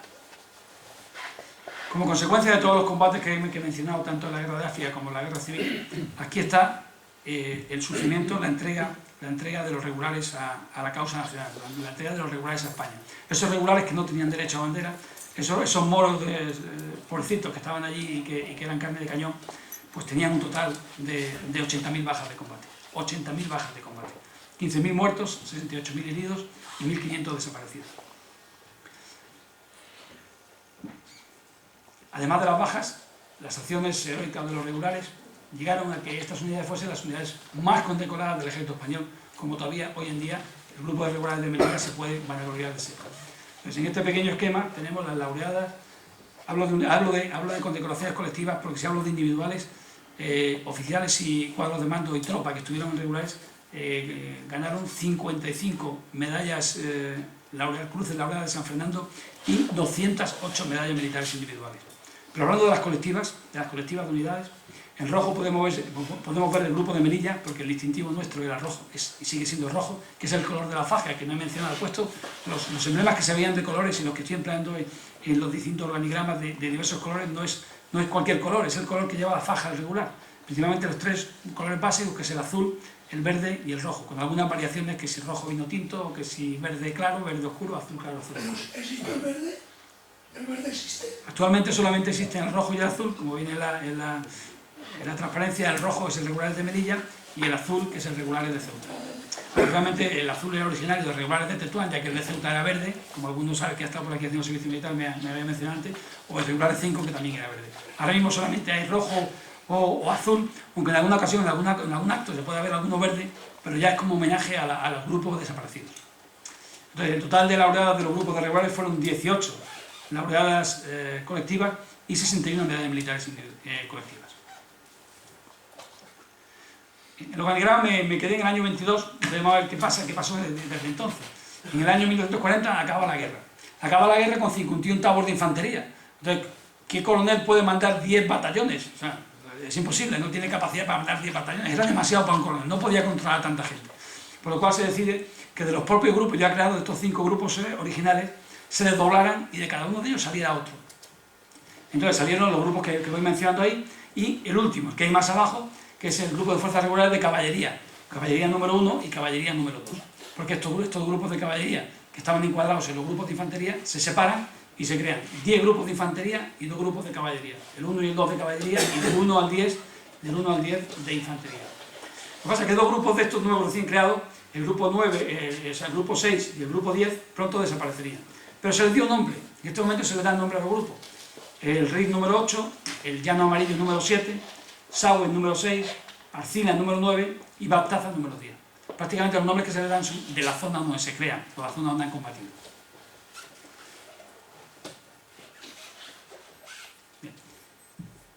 Llega el protectorado, el fin del protectorado, la independencia de Marruecos. Esto ocurre en 1956, el Estado español decide darle independencia, y entonces las tropas, que aguantan unos meses todavía en la zona del protectorado, en 1957 se repliegan sobre la ciudad de Ceuta y Melilla, ya que el resto deja de ser España. Entonces, como consecuencia de eso, tienen que desaparecer nuevamente los grupos, porque la mayoría de estos indígenas, al no ser españoles, eran marroquíes, se les da la opción de que pasen al ejército marroquí, a las mejadas ya, ejército marroquí. Lógicamente la mayoría de ellos se queda en el ejército marroquí. Como curiosidad, visitando el Museo de Irregulares se puede apreciar, se hacen unas actas, como la mayoría de ellos no sabía leer ni escribir, entonces con la huella había unas columnas donde podía, si quieres mantenerte en el ejército español, pon la huella aquí, si quieres mantenerte en el ejército marroquí, ponla aquí, y si te quieres licenciar, ponla en el otro lado. Lógicamente hasta la mayoría se queda allí, son marroquíes que viven en su zona, que son de esas cábalas, y que lógicamente es su patria. Pero otros muchos, los menos, pero muchos, quieren volver a España. ¿Por qué? Porque sus familias quieren volver a Melilla, sus familias están en Melilla, son gente que se considera más españoles que marroquí, entonces deciden volver con nosotros. Entonces se mantienen estos 5 grupos. Se mantienen los 5 grupos, el grupo 1, el grupo 2, el grupo 3 y el grupo 5. Pero el grupo 4, para igualar las dos zonas, se constituyen 2 en el occidental y 2 en la oriental, por lo cual el grupo 4 se decide que desaparezca, que era el Larache, que era el más al sur del protectorado y el más complicado posiblemente de replegar, porque casi todo el mundo del Larache era de la zona sur, por lo cual ese grupo prácticamente desaparece y entonces lo hacen desaparecer oficialmente. Y finalmente, en el año 1985, con el plan meta de reorganización del ejército, que afecta a todo el ejército, también le afecta a los grupos de regulares. Entonces, desgraciadamente para nosotros, desaparecen los grupos de algunos de los que aquí han servido, de regulares 5, de regulares 1, de regulares 3, estos grupos de 1, 2, 3, 4, 5, y pasamos a adoptar los nombres de gloriosos regimientos de infantería. El regimiento de infantería Melilla 52, que es el que tiene origen ahora mismo mi unidad, que fue creado en 1701, y cogemos el nombre y cogemos el numeral, número 52. Mantenemos el uniforme, perdemos bastantes cosas del uniforme, se quiere normalizar un poquito la situación, quieren que se pierda un poquito en esa época, esa política, que se pierda un poco la idea del soldado regular, del soldado indígena, del soldado de garbanzo, se quiere normalizar la época de la normalización, que a veces no tan buena, se nos quita el nombre de grupo, se nos llama regimiento, glorioso nombre de regimiento, que tenemos nuestros regimientos españoles. Aquí tenemos 2 representantes del regimiento, regimientos con más de 400 años, como tiene el Saboya. Nosotros solo tenemos 100, pero nuestro nombre era grupo, no era regimiento, entonces cada uno es orgulloso de su pasado.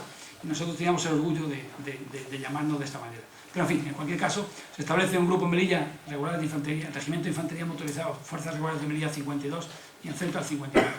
Pero finalmente, y como historia más reciente, en el año 2000, número redondo, es el número redondo para nosotros, también para los regulares, porque afortunadamente alguien piensa que hay que recuperar cosas del pasado, que no podemos permitirnos el lujo de que los americanos inventan historia y se ponen plumeros, y nosotros lo que hacemos es quitando los plumeros para olvidar nuestra historia. Finalmente recuperamos el nombre de grupo, nos llaman Grupo de Regulares de Melilla número 52, Grupo de Regulares de Ceuta número 54, y se refuerza la idea del vestuario. Se dan partidas de dinero para los vestuarios, se incrementa el garbanzo, nuestro uniforme, se incrementan las particularidades de los regulares, las capas rojas, las capas azules, las capas blancas, cosas que estábamos perdiendo a lo largo del tiempo y finalmente lo recuperamos y hoy conseguimos tenerla. Fue un año redondo, como digo, y hasta ahora.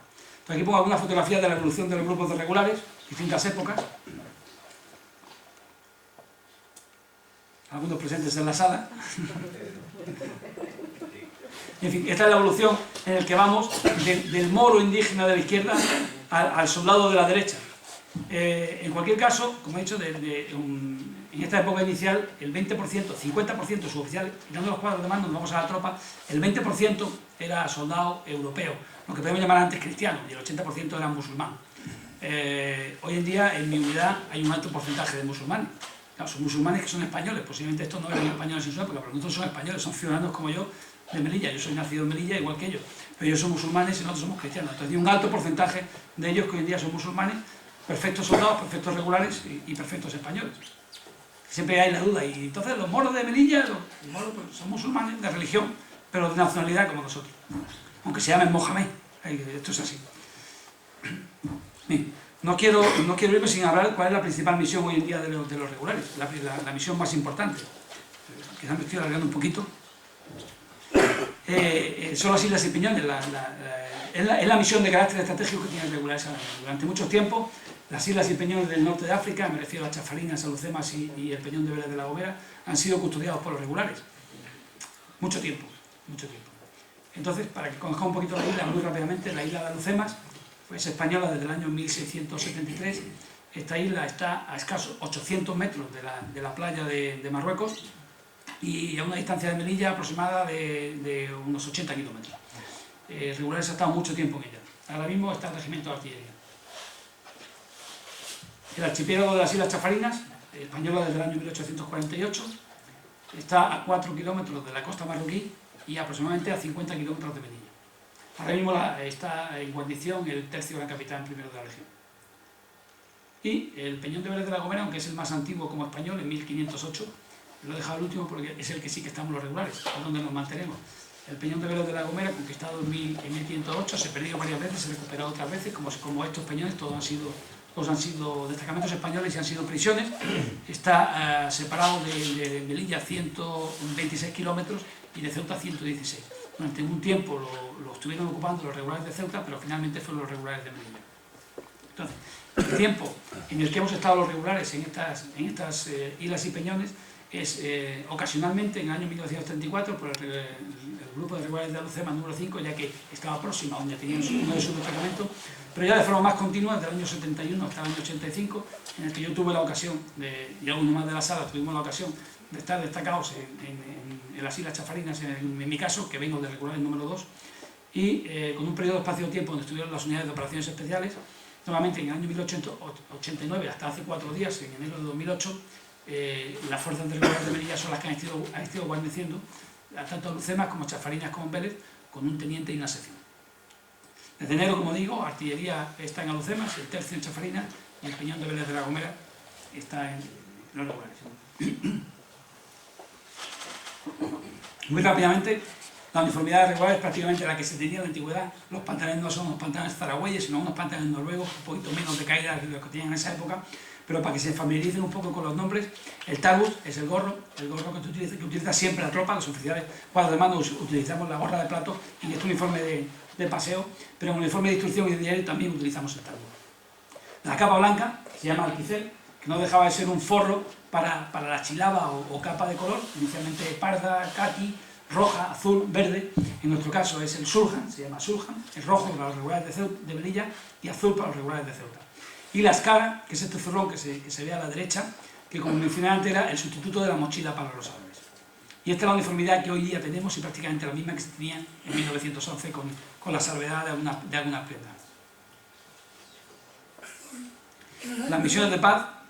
En el año 71 llevábamos chapiri y gorra. Sí, bueno, es que ha habido mucho proceso. Se empezó con talbus, se terminó el talbus cuando se acabó la tropa indígena y empezó la tropa de reemplazo en 1975, cuando ya no se reclutaba la indígena, en el año 1957, cuando se volvió del protectorado, ya venían tropas de reemplazo. Los regulares pasaron a ser de una unidad profesional a una unidad de reemplazo nuevamente, y ahí se europeizó. Se perdió las capas, se perdieron los talbus, se puso una gorra montañera, que ya hoy tampoco tenemos, se ha vuelto al talbus. Por eso digo, esa evolución de la uniformidad a la que tenemos hoy en día, que hemos vuelto a recuperar la del inicio, prácticamente, con esa caída de esos años un poquito más floja. En el año 71, el regular 5, desaparecieron los indígenas. Sí, ¿no? En el año 71 quedarían los restos. había una compañía de indígenas y se licenciaron en el 71. Bueno, las misiones en el exterior, pues muy rápido sobre esto ya, es lo penúltimo. Los regulares han participado en diversas misiones, no como núcleo gordo o como núcleo duro de las misiones, pero sí como compañía. Nos dejan una pequeña participación. Entonces, en Kosovo y en Bosnia, diversas compañías, tanto de Ceuta como de Melilla, han intervenido. La próxima misión será el año que viene, en el 2012, donde la agrupación de Ceuta será la que lleve la voz cantante y participe una pequeña sección, del grupo regular de Melilla. Por último, son los regulares de hoy. Pongo algunas imágenes de los regulares de hoy. Los regulares, como unidades de infantería, que somos unidades de infantería ligera, combatimos, como ayer, combatimos a pie. Nos podemos trasladar con cualquier medio de transporte, pero nuestra principal misión es combatir a pie. Para ello, consideramos como fundamental la preparación física. Tenemos que buscar un soldado que tenga un nivel de resistencia, de endurecimiento, de agilidad y de fuerza suficiente para llevar a cabo esta misión. Entonces, con este modo tan peculiar de actuación de la milicia, que constituye sin duda alguna la seña de identidad del oficio del soldado, o sea, con la disciplina, hacemos que los soldados regulares tengan una cohesión como tenían antaño. Tienen que tener ese espíritu de sacrificio, tienen que tener ese compañerismo, esa lealtad, esa austeridad. En suma, como resulta, dando más importancia, como siempre se le ha dado en regulares, a los valores morales que a los valores materiales. Es decir, orgullosos de nuestro glorioso pasado. Los grupos de fuerzas regulares indígenas fueron un ejemplo sin duda de creación de un ejército profesional en una época anterior y con una misión diferente. El propósito que originó su creación creo que sin duda alguna se cumplió y lo corroboran las condecoraciones que, como he dicho, llevan nuestra bandera. En conclusión, creo que podemos decir que el cumplimiento de sus misiones exige de nosotros, desde estas unidades de infantería ligera, un personal cualificado, un personal duro, resistente, un personal ágil, disciplinado, siendo absolutamente imperativo, y así lo consideramos, este alto grado de cohesión, que no se alcanza, sin duda alguna, sin una sólida base moral. Esta base moral es la esencia, creo que estoy absolutamente convencido, que caracterizó a los soldados de regulares, aquellos de entonces y a los soldados de hoy en día, que son herederos de aquellos, y se mantiene, esta base moral se mantiene, mirando con ilusión al futuro y con la seguridad que aporta al trabajo diario que día a día mis regulares hacen en el cuartel. Este año se cumplen los 100 años de regulares, como ponía la diapositiva. Hemos llegado a los 100 años, hemos sido capaces. En algunos momentos ha costado, pero hemos llegado. 100 años de orgullo, 100 años de honor, 100 años de grandeza, 100 años de permanente disponibilidad para lo que les demanden. En resumen, 100 años de servicio a España. Estos son los regulares que yo tengo la suerte de mandar y en definitiva, y el honor de mandar. Estos son los regulares de España. Muchas gracias por su atención.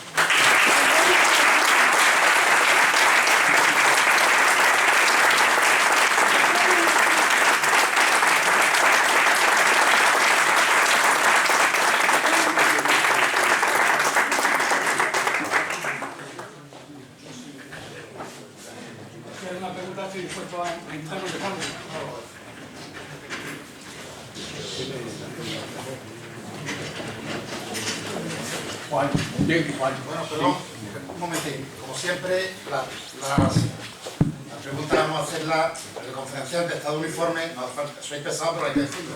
Estado uniforme militar, las preguntas directamente a la conferencia que ha dado. Las cosas políticas o lo que sea, o los pensamientos de cada uno, lo dejamos para después. Y si me permite, voy a ser yo el primero ahora. Como todo, hay mucho de procedencia musulmana, como sabemos todos allí, el carnet de identidad española a todos los efectos, también hay muchas mujeres. ¿Ha habido especial sensibilidad o problemas que hayan tenido debido a su religión, problemas que haya habido allí? Siempre puede haber algún problema puntual. Hay que tener en cuenta que el musulmán, en el sentido de las mujeres, tiene mucha sensibilidad.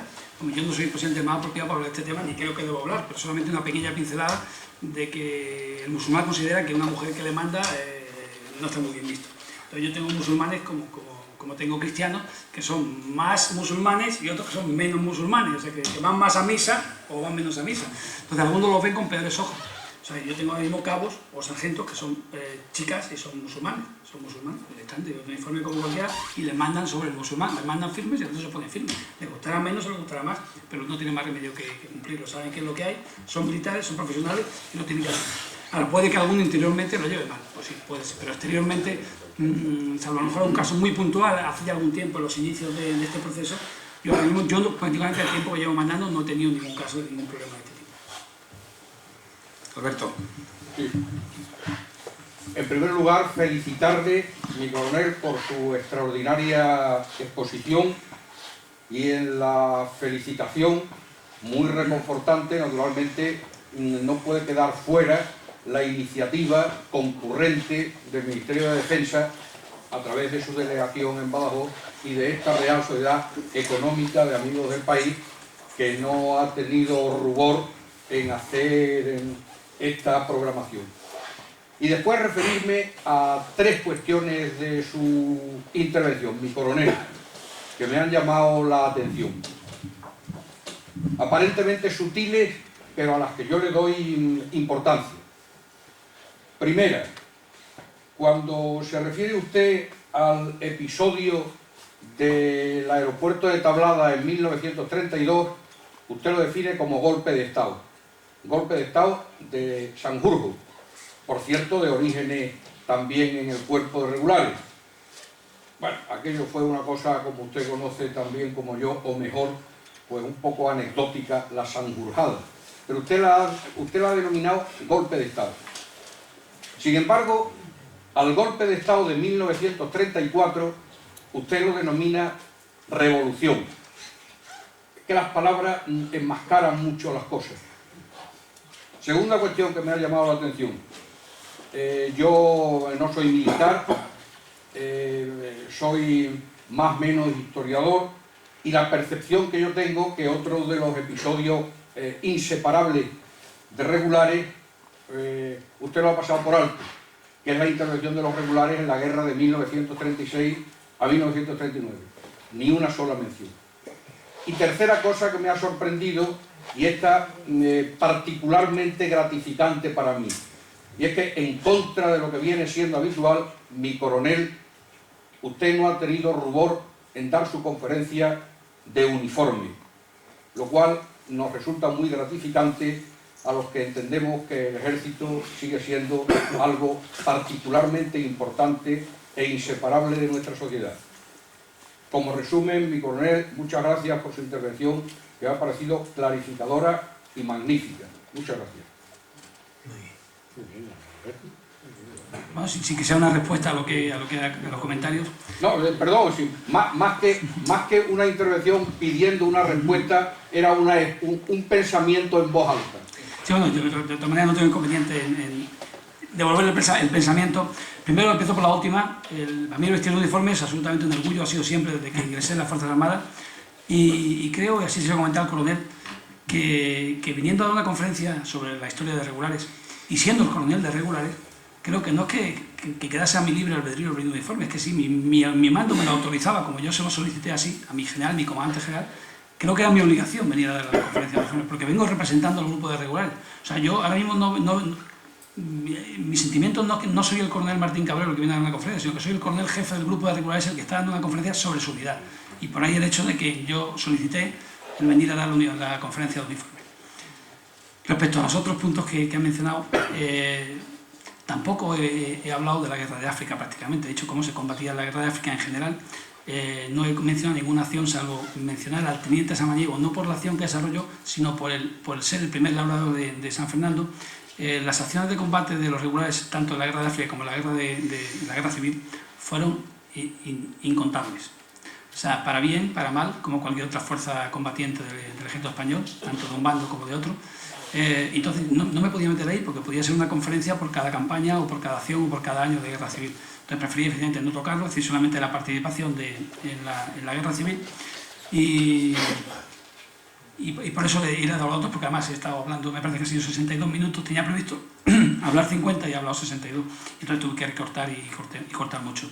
Y respecto a la primera parte como lo he dicho al principio, yo no soy historiador, he bebido de algunas fuentes al hablar y efectivamente la que he cogido ponía golpe de estado fallido de San Jorge. Y poner, perdón, serán fuentes muy modernas y muy adecuadas a la memoria histórica. Oye, muchas gracias por su comentario. ¿Otra pregunta? ¿Alguna? Sí. Yo solo quiero agradecerle que me ha hecho revivir un poco mi juventud. Yo estuve en Regulares 5, año 1963-64, y fue una etapa, pues, no soy militar, no me meto a la militar, pero sí le agradezco que haya revivido aquellos años que para mí, pues, es una juventud que queda para atrás. Muchas gracias. ¿De qué? Mi coronel, vamos a ver, mi padre fue teniente, capitán, comandante, teniente coronel de las regulares 5. Me parece que no se ha hablado lo suficiente de regulares 5. Fue la lanza, que fue la manera de apoyar la guerra de África, que se creó en el año 22, y el primer fundador fue el teniente coronel Valenzuela, que Valenzuela se hizo cargo de la legión porque por causas políticas Millán Astray lo quitaron, lo destituyeron. Entonces me parece que siendo la unidad más condecorada de los regulares se haya perdido, y del ejército se haya perdido, primero, su faja, segundo, la figura quien la creó, la foto 13, fue cuando lo destituyó a Millán Astray, fue el que crió regulares 5, y fue una lanza, fue la lanza de los regulares. O sea, que yo quería hacer una defensa porque he visto que hay señores de regulares 5, regulares 5 y tal, pero también defiendo regulares 5, de mi padre, y soy legionario. El año que viene le invitamos a que dé una conferencia de regulares 5.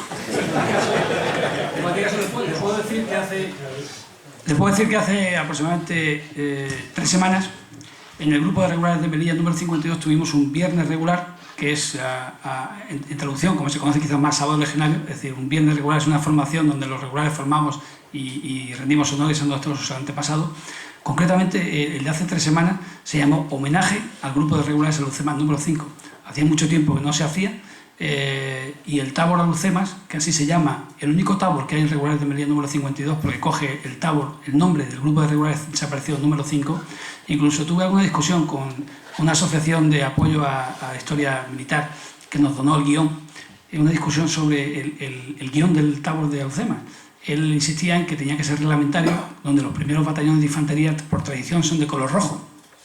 Normalmente tenemos el rojo como enseña el guión. Sin embargo, hace 25 años con este plan Meta, cuando desapareció Regulares 5, pero realmente Regulares 2, nos transformamos en 52 y el 5 desapareció. Cogimos la custodia y el historial de Regulares 5 y quisimos mantener el nombre de Regulares 5 en el Tabor este, y se llamó Alucemas en homenaje al grupo de regulares de la faja verde.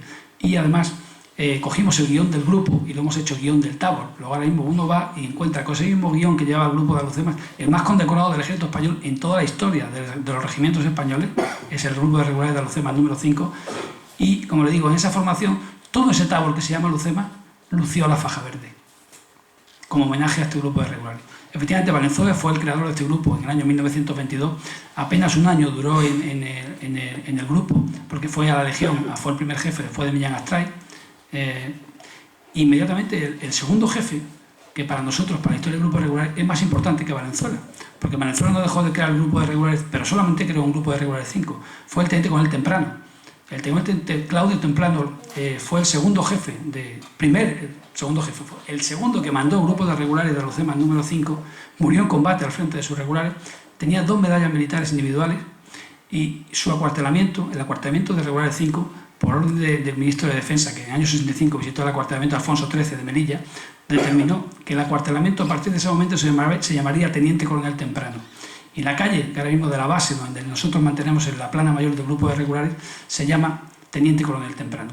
Hay 4 placas de honor, 4 placas honoríficas en la puerta de mi plana mayor, de mi edificio, y de las 4 placas, 3 son de regulares 5.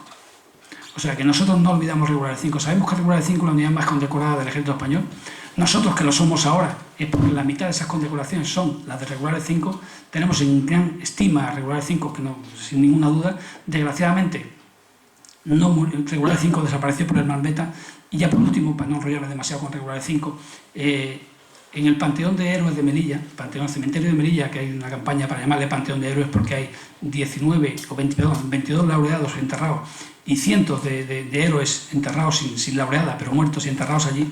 Hay un panteón, posiblemente el más grande de todos los panteones, que es el Panteón de Regulares 5.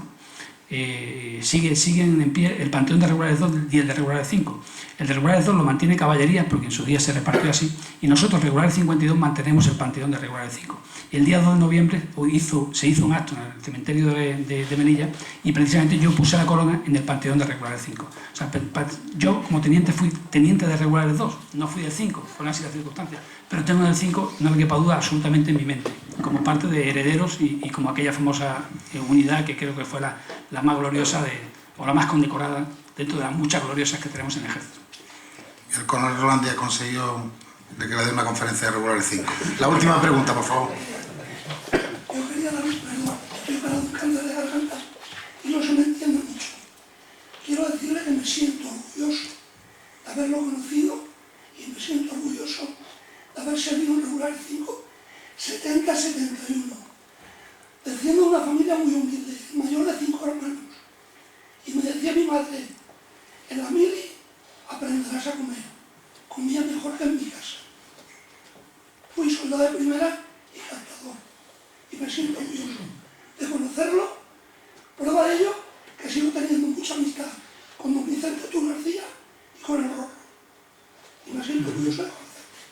Y haber pertenecido a Regular 5 y al ejército español.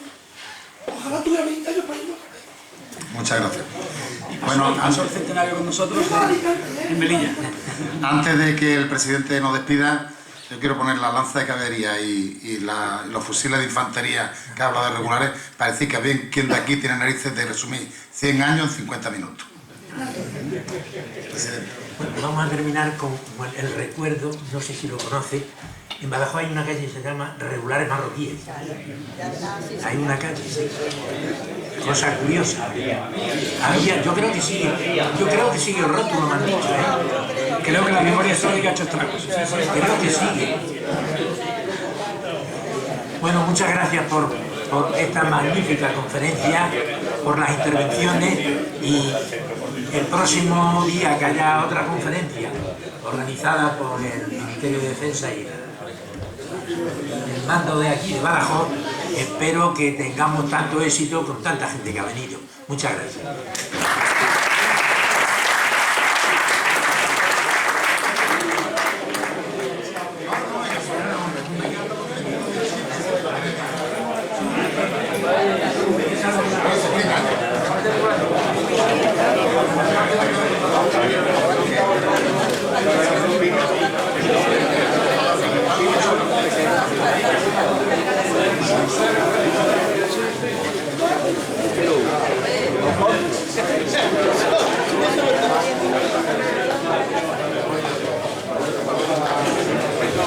pasa?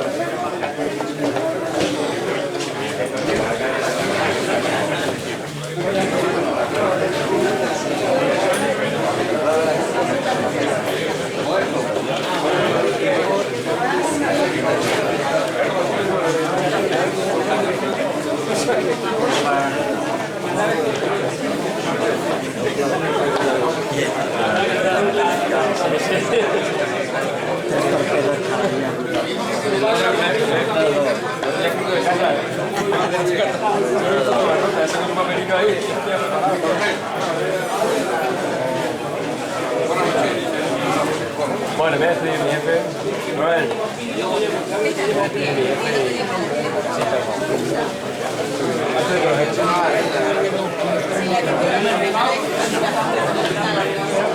Voy a